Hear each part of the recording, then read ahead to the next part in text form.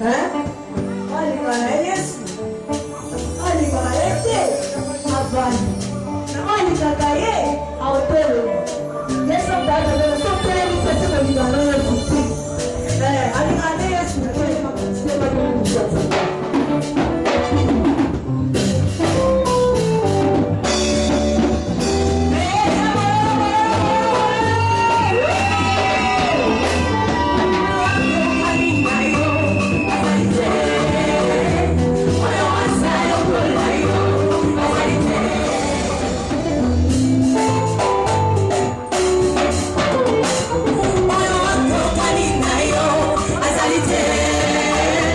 Oh,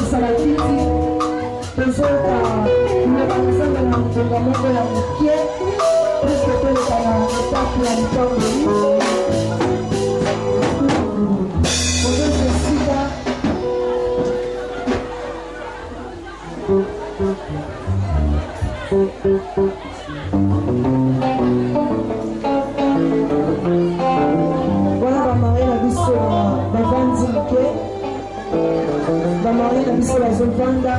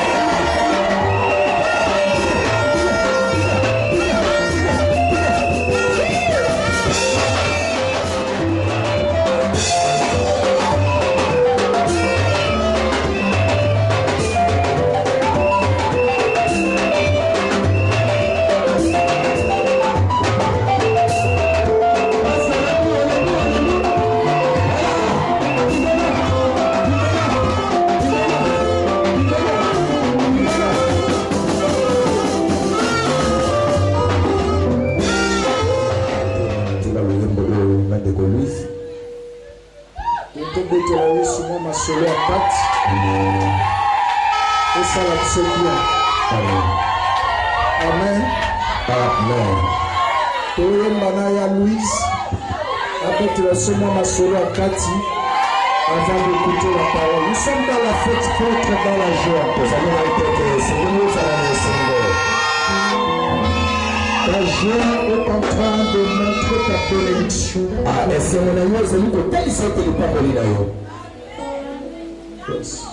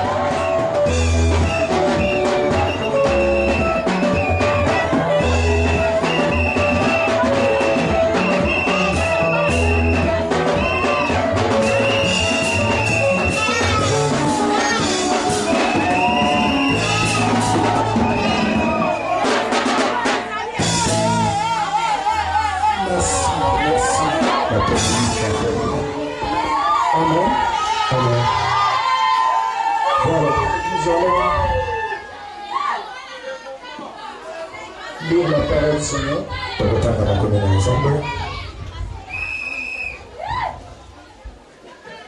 Nous allons lire Actes. Nous sommes dans Genèse chapitre 2, verset 18 à Genèse 2, verset 18.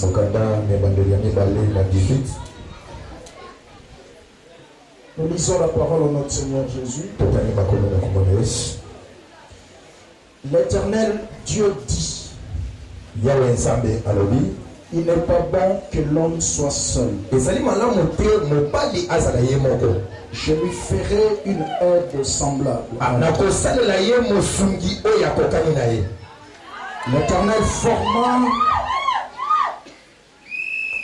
L'Éternel Dieu forma de la terre tous les animaux des champs et les oiseaux du ciel, et il les fit venir vers l'homme pour voir comment il les appellerait. L'être vivant porta les noms que lui donnerait l'homme. Lisons Acte 20, verset 35. Acte chapitre 20, verset 35.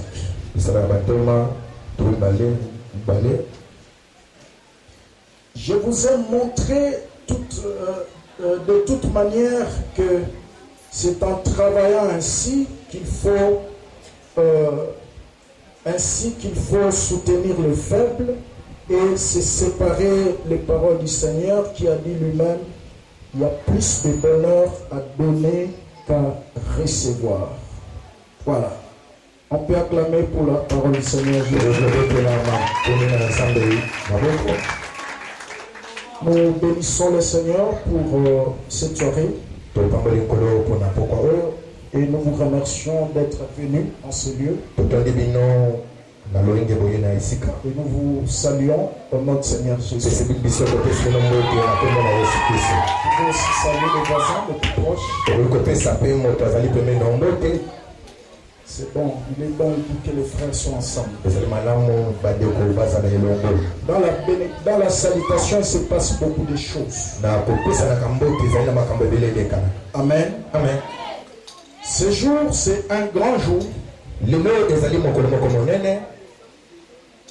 Quelqu'un a dit: le peuple a gagné, mais aujourd'hui nous disons que Jésus a gagné.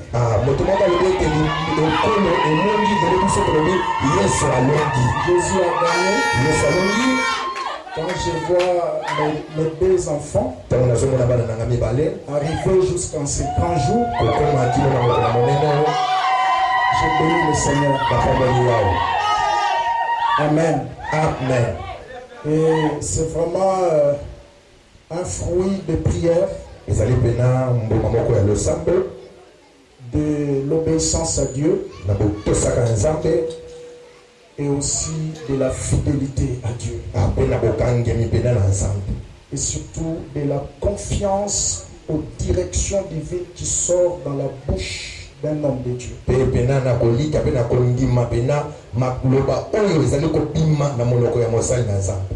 Ça n'était pas facile, mais Dieu a gagné. Amen. Amen. Est-ce qu'on peut acclamer le Seigneur?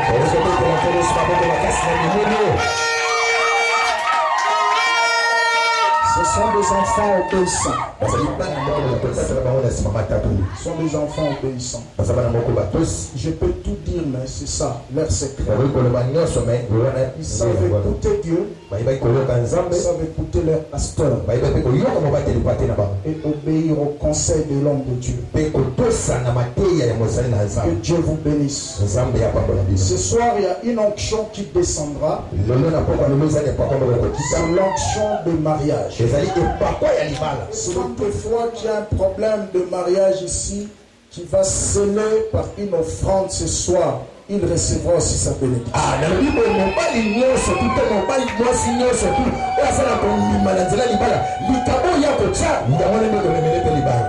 Je l'ai dit.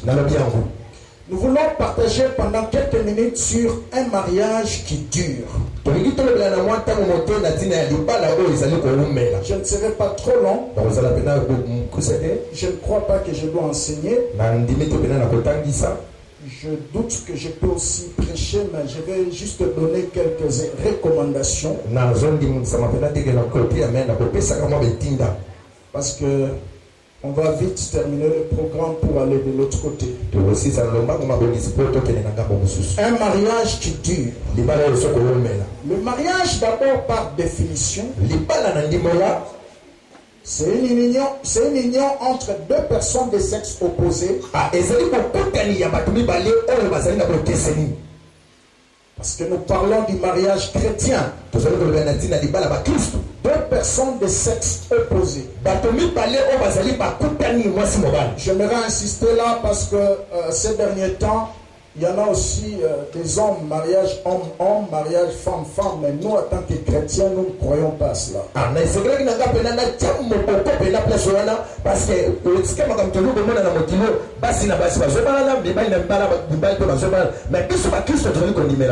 Amen. Amen. Pose un peu la question, voyez pas, tu crois à ça?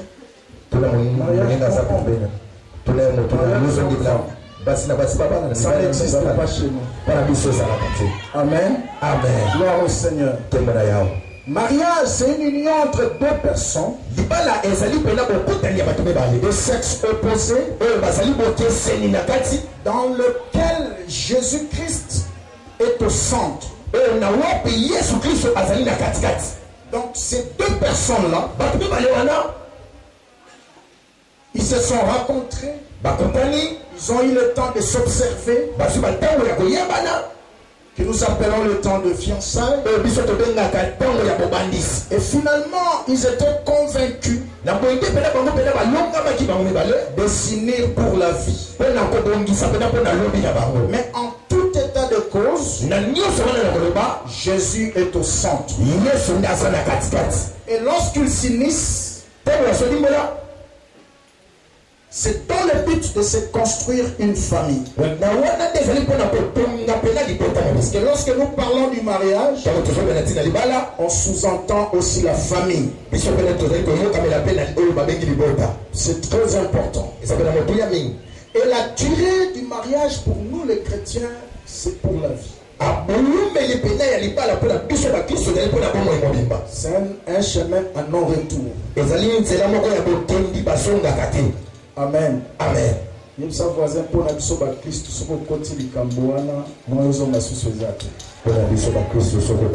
Amen. Amen. Amen. Un mariage qui tue. La résistance de tout auteur dépend de la qualité de la fondation.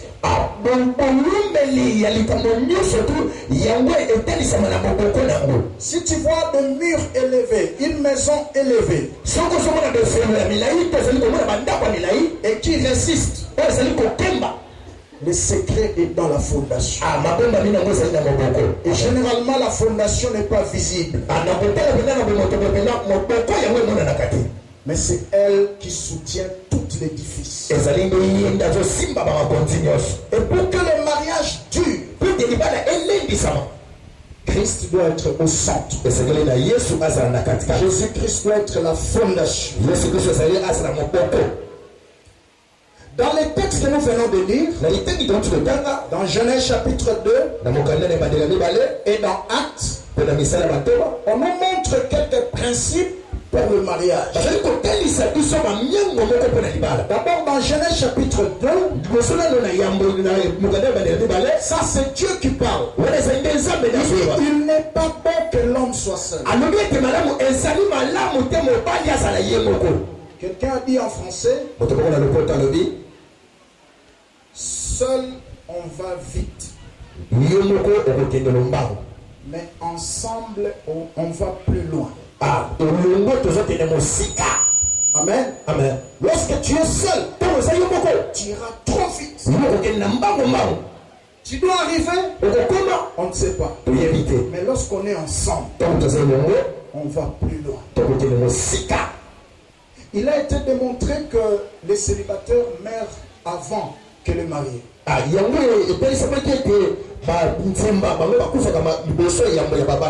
Amen. Amen. C'est une démonstration de la science et à prendre ou à laisser. C'est un scientifique qui a dit ça. C'est un expert, il est un conseiller conjugal, il a beaucoup écrit sur le mariage. Il a dit que lorsqu'on est célibataire, on doit mourir vite. Je vous ai voisin au bas là.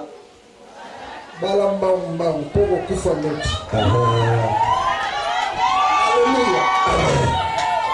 Amen. Amen. Pourquoi ça? Parce que tu n'as personne avec qui tu dois partager tes sentiments.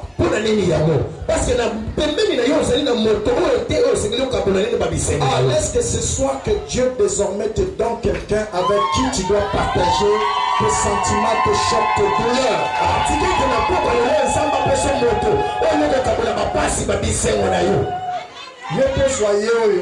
Amen. Amen. C'est comme ça. Amen.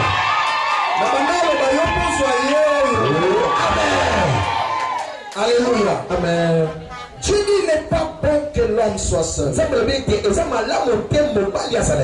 ferai une aide.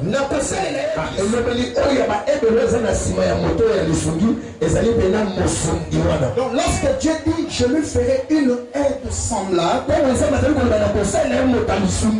il faut dire que je lui ferai un partenaire. Et une compagnie. Et vous comprenez par là que le but premier pour lequel Dieu a institué le mariage, c'est pas d'abord faire des enfants, mais c'est d'abord le partenariat, la communion, la communication.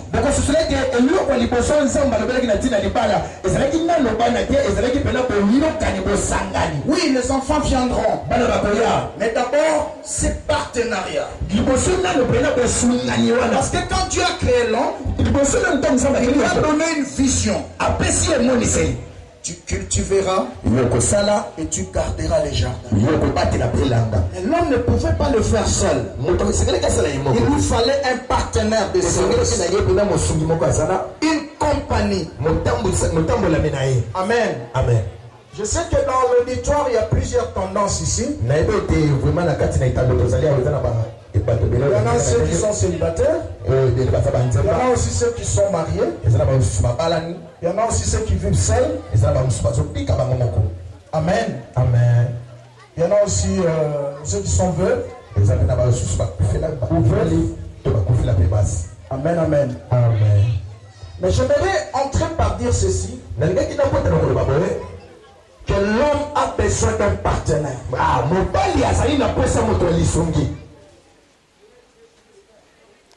J'aimerais d'abord parler pour ceux qui ne sont pas encore mariés. Fais un effort de ne jamais être une charge pour quelqu'un. Amen. Amen. Fais un effort. Que tu deviennes une solution pour quelqu'un. Tout nos voisins au bas là. Salamakasi. Amen. J'attends quelqu'un dire amen. Pas plus tard que quelques semaines en arrière, j'avais rencontré une soeur. Elle avait un bébé. Azol et leur dit, pasteur, mon bali a tchadi nazé, mais tout ça, sous molingaï, un tas de trucs, dans mon local, finalement, sous qui n'a pas oh ma soeur. Autant, elle dit, Nasala, Naza D6. Elle dit, ah bon, Zol et la poigne. Elle dit, non, mon bali a beau, je charge à moi dans eux. Elle dit, bon, pourquoi au Kendara 6 ans en classe? 6 ans en humanité. Amen. 6 ans en Yohana, au Kokiko se valoriser. Pourquoi nous avons ça là? Si nous sommes les hommes, pourquoi nous avons ça là? Pourquoi nous avons ça? Amen. Amen. Et au commis utile aussi charge à moi en plein 21e siècle et système échangé. Il y a ça voisin système échangé. Système échangé. Moi si aza susu te kaka moto yo akovanda na ndako po azwaka ba ordre. Mais moi si aza pe na ndako po aproposaka ba solution na mobali. C'est ça la femme du 21e siècle. Tu peux pas être là seulement. On te donne le matin, on te donne le soir. Je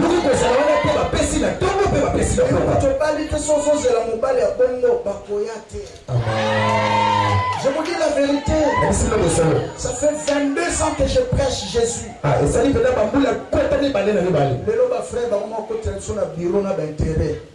Papa Nalina Bara Mesera moi Salavani. Aebini.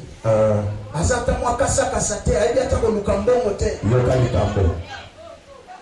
Alléluia. Amen. Fais-toi utile, tu seras important. Alléluia. Amen.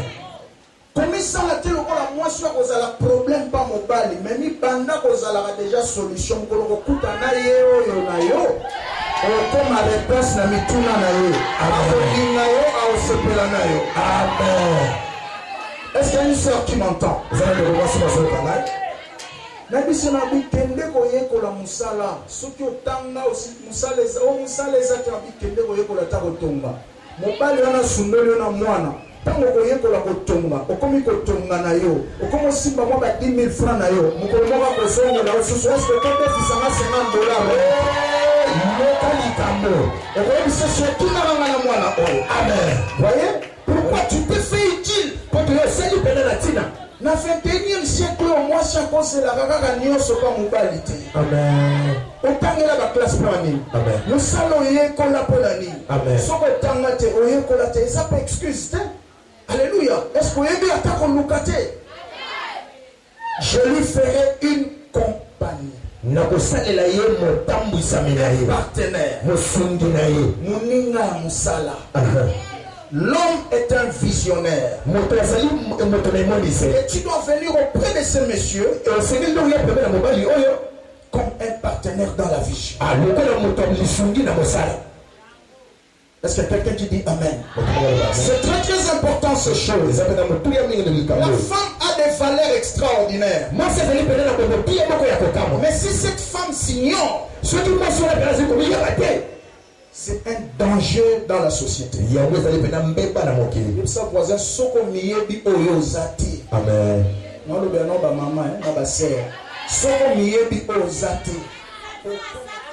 Amen, amen. Amen.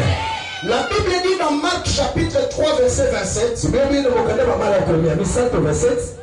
on ne peut pas entrer dans la maison d'un homme fort. On ne peut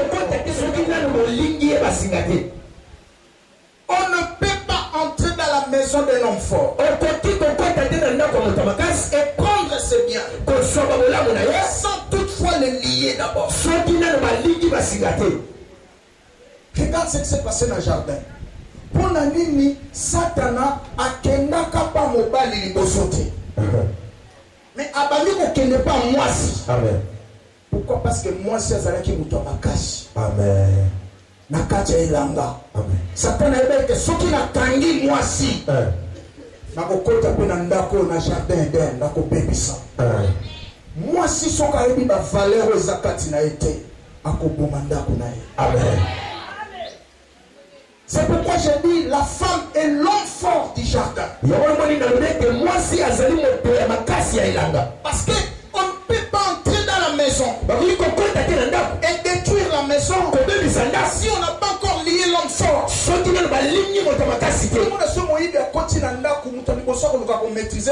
Papa. Alléluia. Amen. Satan alingaki apebisa jardin Eden abaina ko maîtriser nini mwasi popo na yebe ke mwasi aza muto makasi. Amen. Yebisa mama za pembe lobo za muto makasi. Mi yeba ke za muto makasi. Alléluia. Ça a été démontré aussi dans la médecine que même ceux qui bana babotani il semble que moi na mwasi amona musika liboso par rapport à moi na mbaya. Amen. Amen. Alléluia. Nabi ba maman babota bazali awo. Babi mona liboso, j'avais posé la question à un ami qui est médecin avant de prêcher ici. Il m'a dit ça. Abi mona mwasi amona liboso musika. Ça veut dire que mwasi aza motoyo ana ba valeur monzamba déposa na ye ata mobali azomona te ya komona mabe. Amen. Alléluia. Amen. Sikoyo yo ata que moi si faut ba valeur wana pour mettre en pratique ce qui Amen. Yokalika. Est-ce que tout le monde veut le amen? Amen. Nous sommes en plein 21e siècle. Tu dois comprendre qui tu es. Il est vrai qu'en Afrique ici, avec des pesanteurs culturelles, ça réduit les valeurs d'une femme. Mais il y a des choses que tu ne peux plus accepter, tu dois refuser. C'est pourquoi nous nous disons, je ne répéterai pas l'histoire négative de ma femme.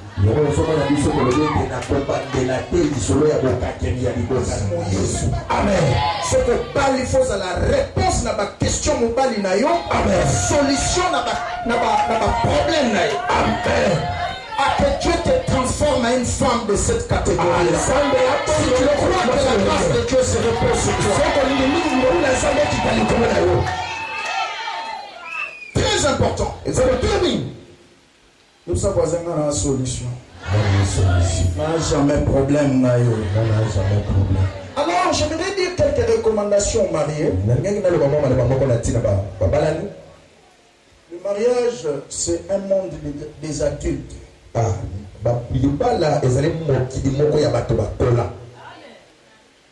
Ce qui ont l'autorité, comme ça, Amen. C'est un problème des adultes. Parce que lorsqu'on se marie, dans les villages, il y a certaines réunions que les célibataires n'entrent pas.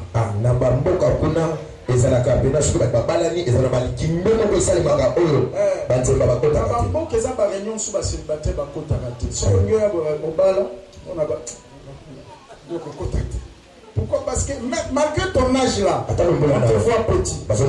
Mais quand tu es marié, c'est que tu as grandi. Et le mariage, c'est un monde de résolution de problèmes.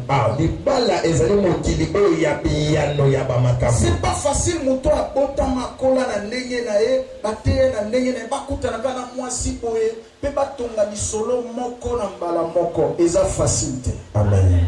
Et c'est pourquoi tu verras dans la création, le 6e jour, c'est le jour le plus long.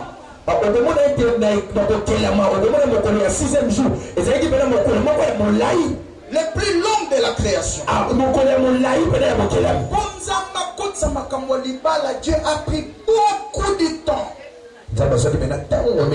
Amen. Amen. C'est la preuve aussi le temps que nous devons mettre pour entrer dans le mariage, pour se construire un couple. J'attends quelqu'un dire Amen.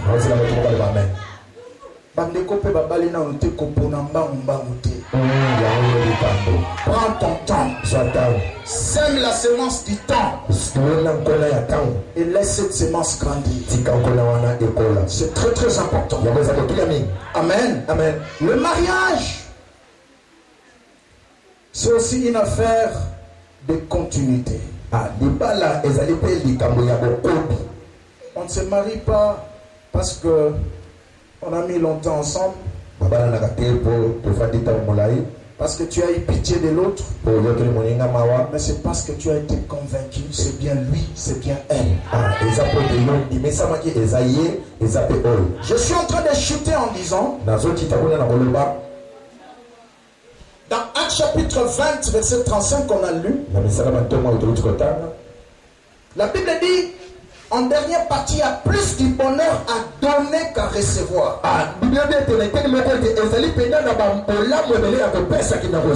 C'est ici que je dis, le mariage c'est comme un compte bancaire.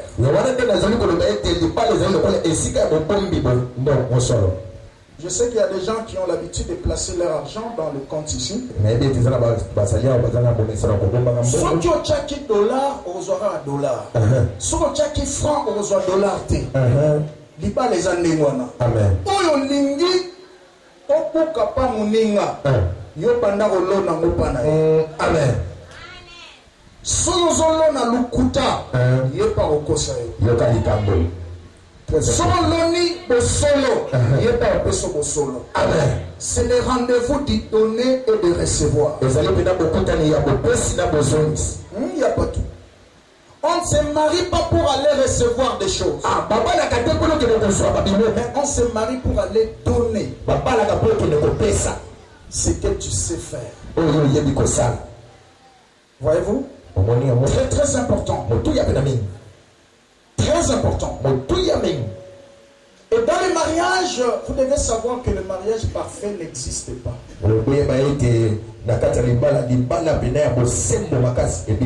Amen. Amen. Il parle à Angélou. Où ils ont un problème. Ils ont raté. Amen. Alléluia. Amen. Pesoko bali kende ko pesa ko kende te na esprit ya na ke ko zwa. Yeba que soko bali na esprit ke ko pesa de ba kende ko ka o depuis na yawa na zwani. Amen. Ko pesa ka Nini. J'attends quelqu'un dire amen. Amen. Et le mariage parfait n'existe pas sans erreur, sans problème. Il y a pas tout. Le mariage parfait n'existe pas. Tous ces gens que vous voyez sortir la même maison chaque matin, ils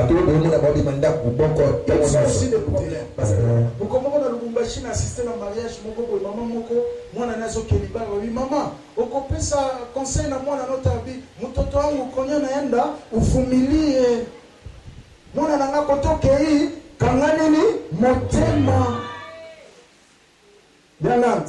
Kotoke hii kanganini motema. Alléluia. Amen. C'est question d'avoir un grand cœur. Et ça dit quand vous avez motema monene. So moni batba bima 30 ans babima randa ku moko tongo me dit pourquoi 30 ans wana bakanga motema. Un couple heureux, ce n'est pas un couple qui manque de problèmes, mais c'est un couple qui fait de la résolution des problèmes leur priorité. Amen.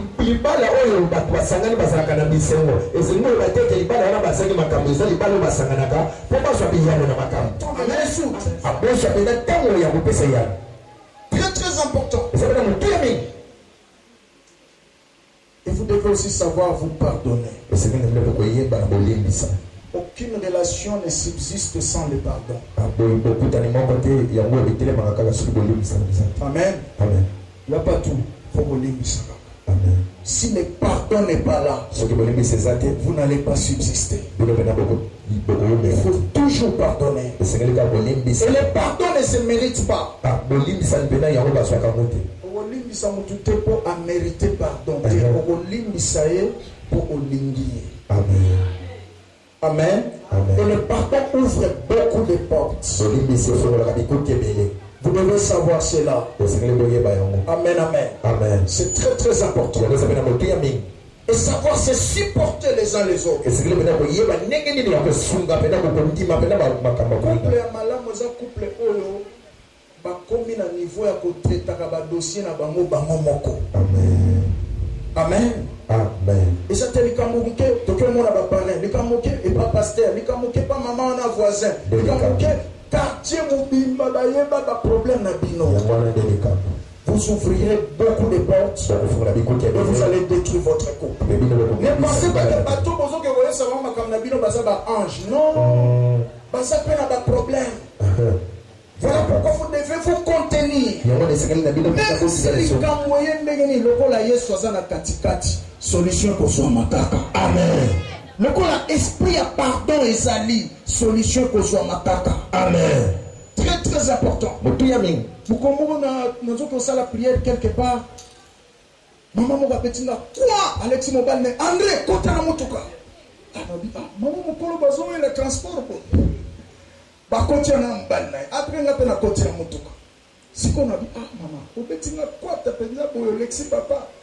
Mais c'est pas une scène, Nabino, hein? Abimona nangai, muto na beko le camion sur la mokilo mobimba, muto na bomoni wana. Alléluia. Si vous n'avez tenu papa, il y a le bio mutanabe la bi moi si ma beko le kabasi no sur la mokilo wana. Oh. Ndenge ni nyao. Na bible betana na lisora libala na bino abi papa ndemo moni biso na mwana. Tukutana na makambo, mais toyeba ko limbisana. Amen. Alléluia. Amen. Le mariage ne peut pas durer longtemps s'il n'y a pas l'esprit de pardon. S'il n'y a pas l'esprit de se supporter les uns les autres. Je vais terminer en 2 minutes pour dire ceci.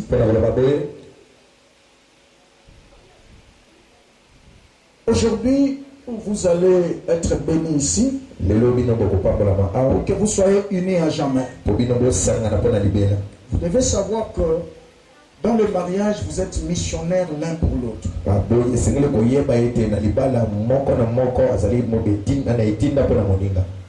Yanant a mission na vie à Yapatu, Yapatu a mission na vie à Yanant. Très important. Mission à Yanant a étudié la faiblesse à Yapatu, a travailler comme ma qualité. Amen. Mission père à Yapatu a étudié la faiblesse à Yanant, non pas que obète la maman à Bango, toi que obète la maman à voisin, mais ali pour travailler en et comme ma qualité. Amen. Si on son les amis salaire mon colomoroté, c'est pour toute la vie. Amen. C'est en priant, en patientant, en se supportant les uns les autres. C'est alors que vous allez aller plus loin. Très très important. Et quand vous vous mariez, vous devez savoir composer ou conjuguer ces 3 verbes. C'est par là que je termine. Vous conjuguez verbe Misato. Selon Acte, selon Matthieu, chapitre 19, verset 5. Verbe aliboso, quitter. Verbe amibalo salanini, s'attacher. Gamisa tout salanini, devenir une seule chair. Vous devez quitter. La Bible dit l'homme quittera. S'attachera à sa femme. C'est pourquoi frère, nous quittez pas la binote, tika sera ba tout tranquille. Banda nous kozwanda. Amen. L'ongwana nous Salomon. Tika mbriye sera ba.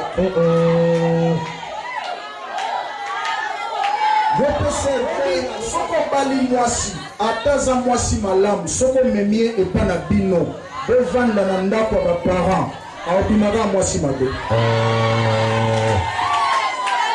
ataza mwasi kitoko parce que boviole loi ya nzambe nzambe abi mobali akobima akosangana mwasi na ye bakosala nini bakokende epa na bango sikoyo ntango obali omemi mwasi epa na bino ataza mwasi kitoko aza bizali malamu abimaka mabe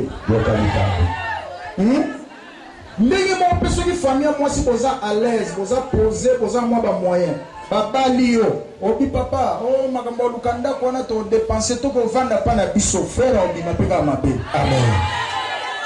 Donc il faut respecter le principe de l'activité.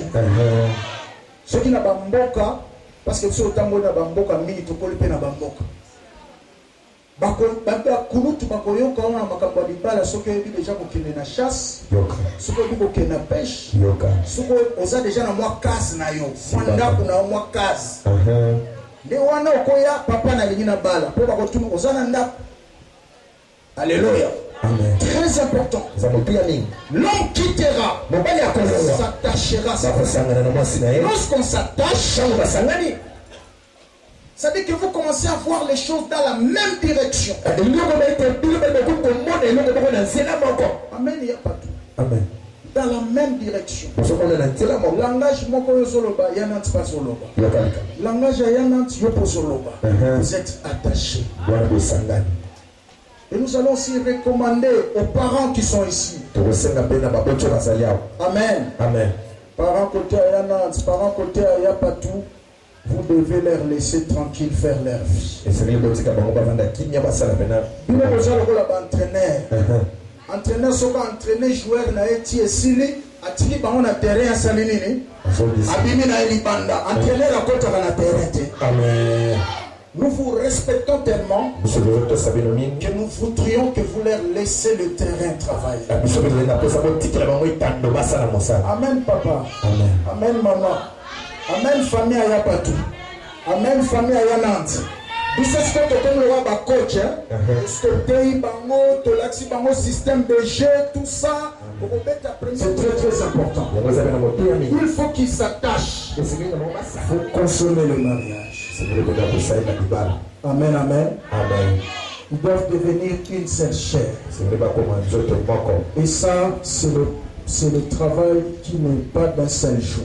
oyo ezali mpe na mosala ya mokolo moko te C'est ça le message.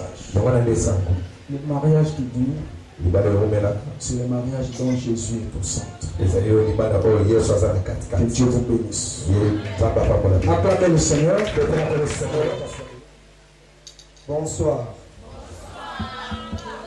L'Église Centre Missionnaire La Main de l'Éternel, Saint-Mal en sigle, vous accueille pour la 1e fois dans cette soirée chaleureuse, comme vous pouvez le constater, pour une grande cérémonie dite la bénédiction nuptiale. Car l'amour a pour 1e fois capturé dans son gros filet le deux cœurs qui s'aiment pour un chemin du bonheur. Il n'y a rien qui peut créer une union véritable si ce n'est que l'amour. L'amour est le centre de l'inspiration divine pour le bonheur de l'humanité. À cause de l'amour, notre roi glorieux Jésus-Christ a quitté son trône pour chercher son épouse, entre guillemets, l'Église. Ce soir, nous sommes réunis parce que un des fils des hommes, parmi les enfants de Dieu, du nom de Messieurs Patou Mazanton, après un long moment de recherche de celui qui pouvait combler son cœur, à la recherche de celui qui pouvait chérir avec amour, la grâce divine a pu mettre sur son chemin la plus belle de toutes les filles du monde, Madame Nantes Mababa. Ils ont décidé ensemble de montrer leur amour publiquement devant les hommes, devant toutes les familles et devant l'Église. Aujourd'hui, après avoir officialisé leur union dans la famille, devant l'État, ils ont voulu encore en ce jour officialiser leur union devant Dieu afin d'obtenir de lui sa bénédiction. Comme ils ont ainsi accompli la parole de Dieu qui dit: l'homme quittera son père et sa mère et s'attachera à sa femme et ils deviendront une seule chair. Je laisse dire le verset 24. Ce soir, il mérite notre bénédiction et surtout d'être honoré. Car il est dit dans la Bible que le mariage soit honoré de tous. Je dis et je vous remercie.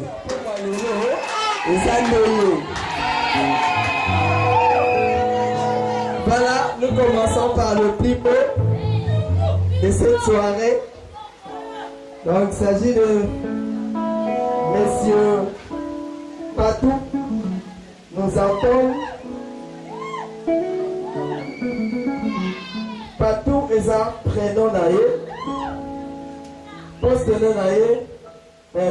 Non naïza nous entendons. Et puis poste de mes amis.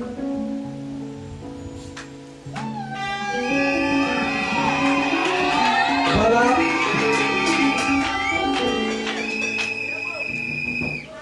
J'aimerais que, avant d'aller depuis loin, parce qu'à mon est déjà à Télémel déjà, mais j'aimerais que ça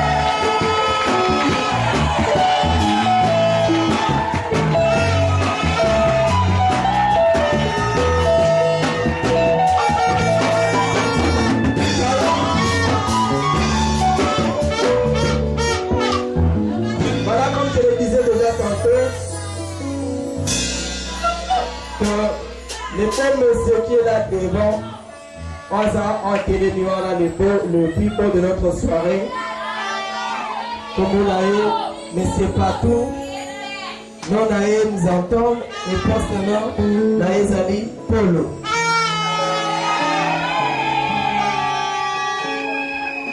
Voilà, L'homme le plus beau de la soirée, mais c'est pas tout, à s'appeler Moko ya Diacre ya Itonga na biso. Aza fils ya monsieur nous entend Mungaka.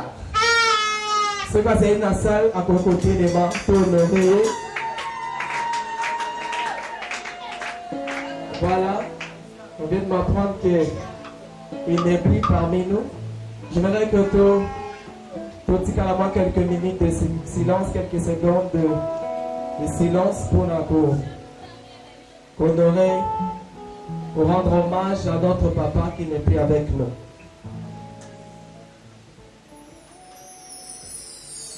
Voilà, est-ce qu'on peut acclamer encore le Seigneur? Voilà, aussi Kazali, paix à son âme. Paix à son âme.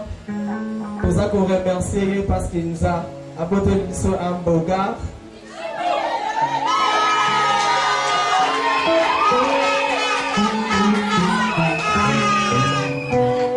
Voilà, monsieur Tatou, apporté na maman na Congo ya Mbombo Beya. Voilà. Maman qui se soit pour mériter ma honneur rebelle. Pourquoi que ma fleur rebelle? Papa, tout, Azaki, excusez, il y a monsieur Patou, Diacre Patou. Azaki originaire, il y a Bandondo. Mais maman a biso Bombo Beya, monsieur de la soirée à Botami na Kinshasa. Ah, mais un vrai kino. C'est aux anciens Mambo Katia. Voilà, à Botami na Kinshasa le 29, 9e mois d'une certaine année.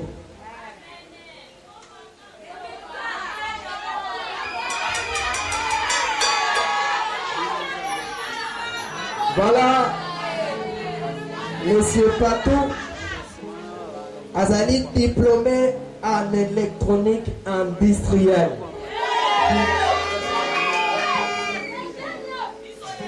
Et monsieur Patou, Azali peut nous faire un ensemble. Azali Diacre Netonga na biso. Et puis, Azali peut secrétaire de la communauté na biso centre missionnaire la main de l'État.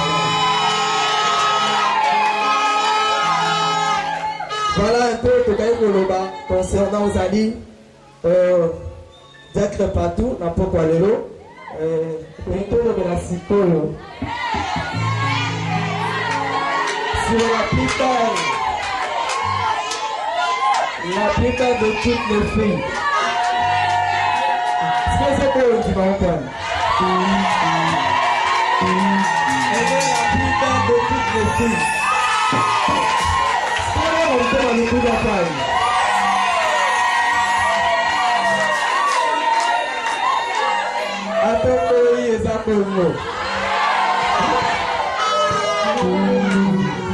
Voilà, Tony te présente aux amis la plus belle de toutes les filles.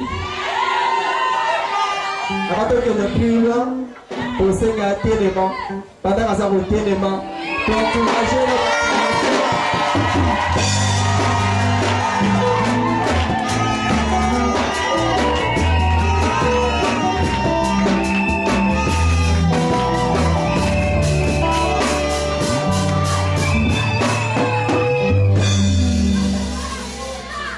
voilà la plupart de toutes les filles aura comme à bientôt l'épouse la monsieur Patou abengami na kombo ya Nante Mababa.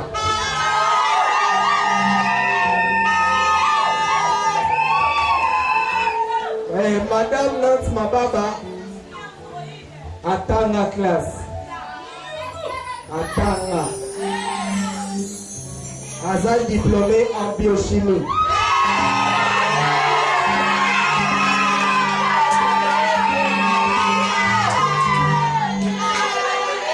Abotami la famille où ils ont 6 enfants, il y a un mona et un épouseux en famille.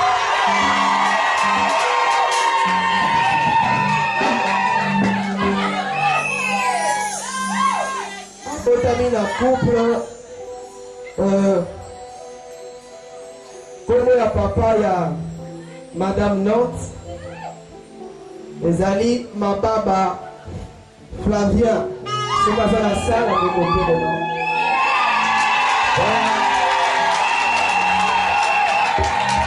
Papa, il y a un peu pour mon sang, mon sali, on peut faire éducation, ma lame. Otangisi mwana malamu elolo opangisi yo kikanzambe apambola yo. Merci papa mbala na kombo ya Suza Mbanza soka zali akotelema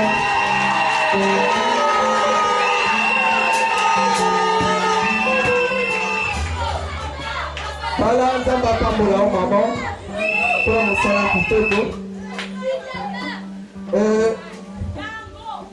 Papa Aza originaire de Bandundu et maman Aza originaire de Congo central.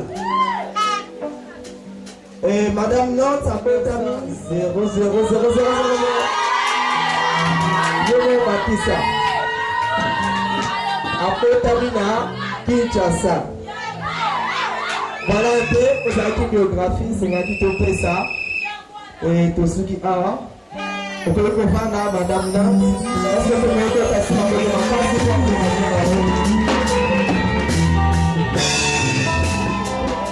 On peut donner un micro ici. Réellement, aux oeufs merci. aux oeufs de la bongo, de l'eau bongo biloko nyonso ata kokilona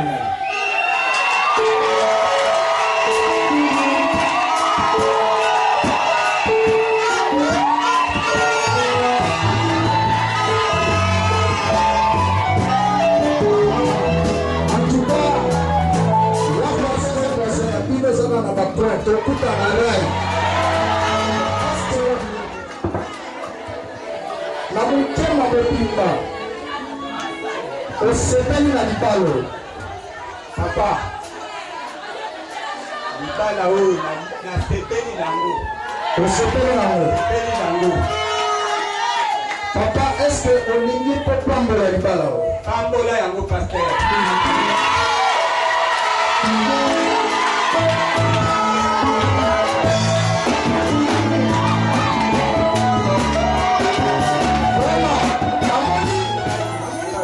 yaya na ngai oyo ngai yebisa paster ata nyongo etikalaki te soki ozwi amen ozwi ofrande oyo okwaka baobale ya niongo te yokalika boyo papa merci paster nzambe opambola ofanda toza siko na ndeko moko kote ya ofrande wana baobale ya niongo te. Maman, est-ce que on s'appelle dans le ballon?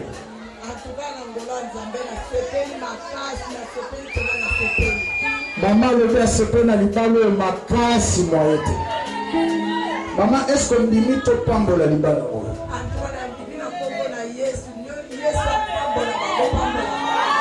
Peut-être que nous connaissons la casse. Merci. Maman, le kola osepeli na libala oyo. Okoko kende pembe na mwana na yo, osuye na loboko, oye na ye ba.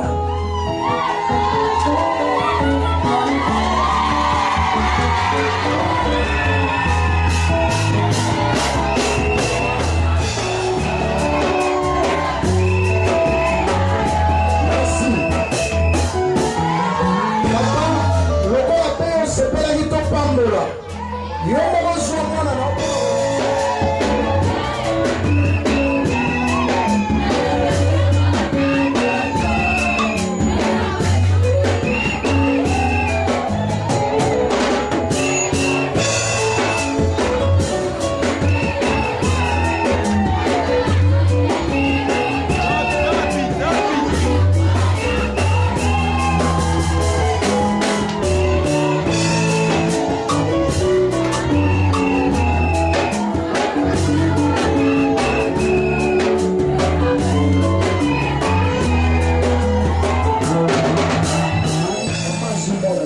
tika na loboko na nga papa zuma na yo tika na loboko na ngai epusa na bango foto ekomama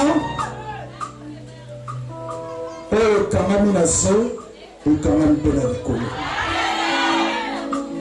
oyo eza sembole kolakisa ke babeti bandimi libala oyo mpe bandimi epambwama na motema na bango mobimba lola eyoki mpe ndimi yango libala oyo ekangami na kombo na Yesu. Amen. Merci papa koki kozonga na place na biso.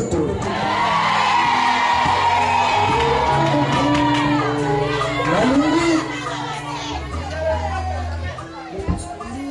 vérifier penza bien po makamso ya okoma pasteur bapesa nga mwasi oyo ezali mwasi na nga te. Nalingi otala ye bien ovérifie penza bien est-ce que eza ye to ye te mpo nayebi na kati ya bible moto moko alingaka mwasi na ye apesa mpe mbongo libala atravaille pendant 7 ans mais ekomi boda oyo opesa mwasi mosusu. Pourquoi avérifiaki te ayaki kose retrouve nde na ntongo ya patu est-ce que ye eza ye eza ye eza ye betela kolo esokosi na bino makasi pesa mpe ya mante est-ce que eza ye wana mpenza eza ye. Acclamez le Seigneur Jésus-Christ. Voilà, vous allez faire quelques déclarations de mariage. Est-ce que Dieu partout est-ce que on limite le lot la mise en Nzambe pour la mise en Lingomba église aux peu la moisi la libala jusqu'à ce que le kabola bino mama Nantes ma baba on limite. Merci. Est-ce que maman Nantes on limite ko joie on lima lokola mobali na libala papa partout jusqu'à ce que nous au Kabolabino, nous sommes en Nzambe pour nous sommes l'église. Merci. Peut-être que nous sommes plus ma bonne macasse.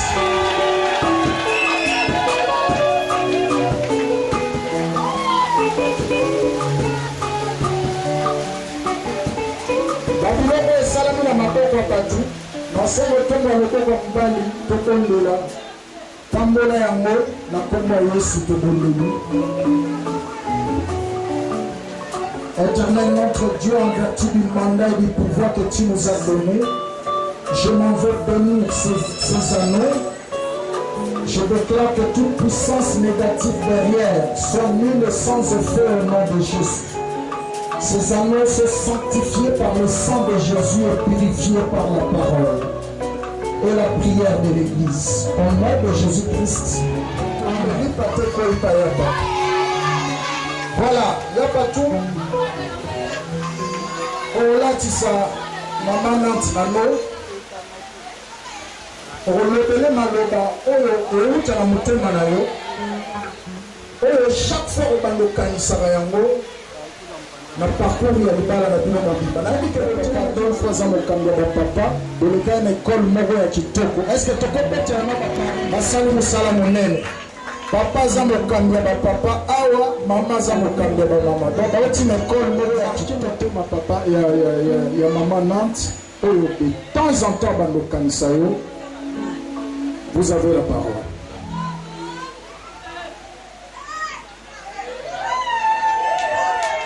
Mon amour, mon Lord, devant Dieu, devant la nation, devant l'Église, je te fais porter cet amour pour extérioriser mon amour profond que j'ai envers toi. Nous avons traversé des moments pénibles ensemble où le pessimiste prémédité déjà la fin de notre histoire d'amour. Malheureusement pour eux, heureusement pour nous, on s'est tenu fermement jusqu'à ce jour. En vertu de ce qui précède, je conclus, sans doute, c'est toi la femme de ma vie.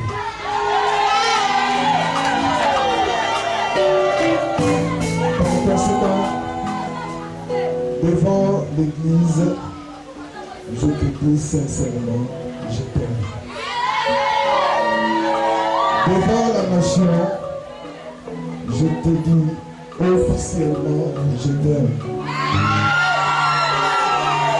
Devant les hommes de Dieu, sacerdotalement, je dis je t'aime. Devant les familles, amis et connaissances, je dis avec enthousiasme, Bamata, Bakita, Bakoya, Bandina, Basilikawa, Pasuga, Tokabata.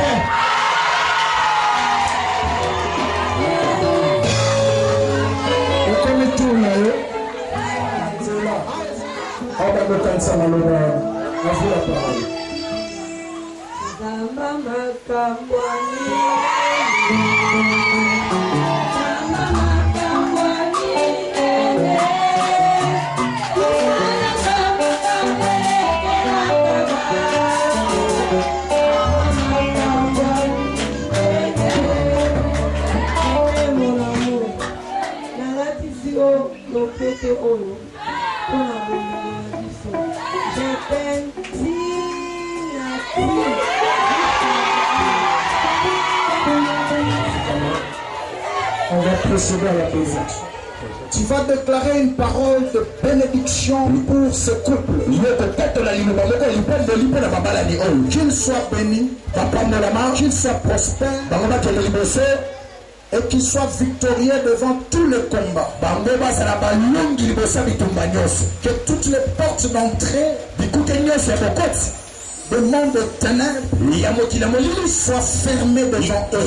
Que les portes de bénédiction s'ouvrent devant eux.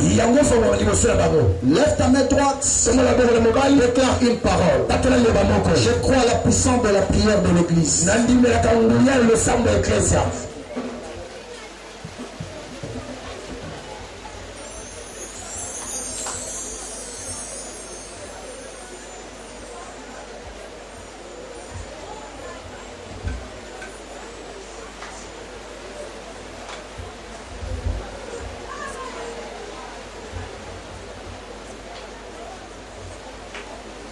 Éternel mon Dieu,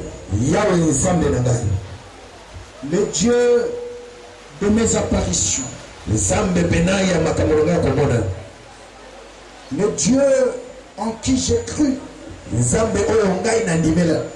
fait 29 ans, et ça fait 29 ans, j'ai donné ma vie à toi, et je n'ai jamais regretté une seule seconde de t'avoir accepté, de t'avoir suivi. Oui, le temps était difficile, mais tu nous as honorés. Père, en vertu du mandat que tu m'as donné en qualité de ton serviteur, messager de libération des familles, je m'en vais sous cette autorité de l'Église bénir ce couple au nom de Jésus. Je vous déclare béni et prospère. J'arrête tous les vents des esprits de famille qui vous troublez jusqu'à ce soir, que toutes les portes des ténèbres qui étaient ouvertes pour vous déranger, pour vous déstabiliser, je les déclare fermés au nom de Jésus. Et je ne permets plus jamais un esprit de famille, que ce soit du côté paternel, que ce soit du côté maternel, de venir encore vous déranger. Au nom de Jésus, soyez délivrés de toute puissance des malédiction des familles. Soyez délivrés de toute créance des familles. Soyez délivrés de toute forme de dette du sang. Parce que le Seigneur Jésus-Christ a tout payé à la croix. Il a dit tout est accompli. Je ne permets plus jamais à ces esprits-là de vous troubler et de vous réclamer. Au nom de Jésus, je vous déclare béni et prospère.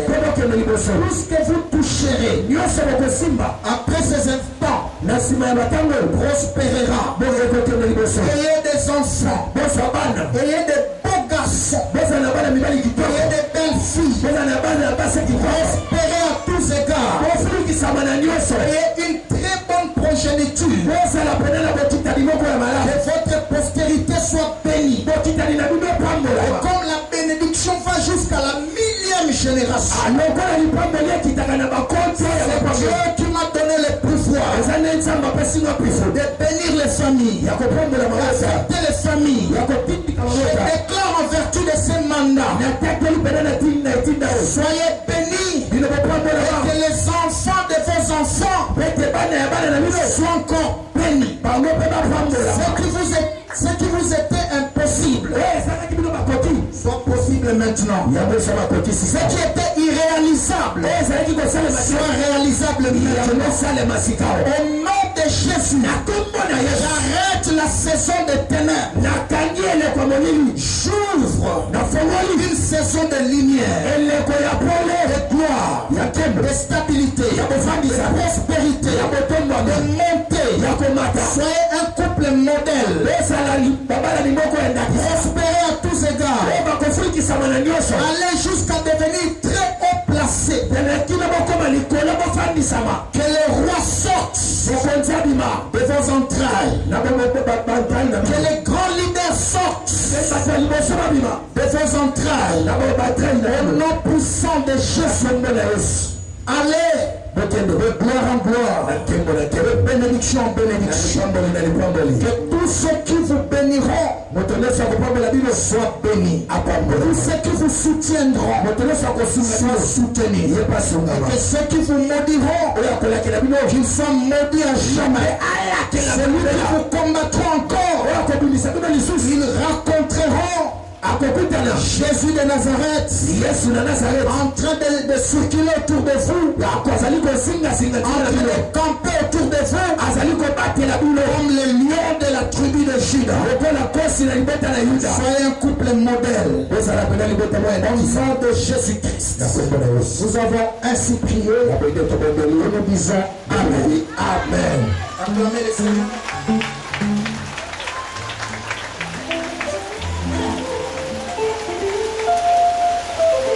En vertu du mandat, à ma qualité de messager de la bonne nouvelle, je vous déclare mari et femme. Vous pouvez vous embrasser.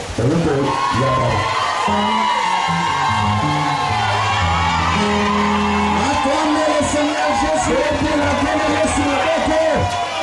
Voilà.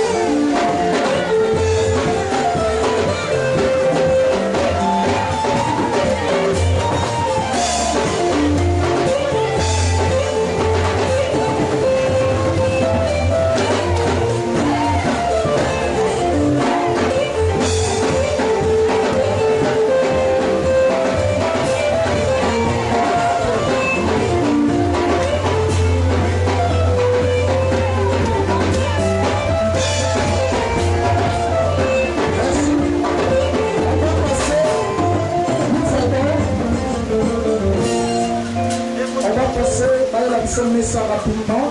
Va signer le livre d'or.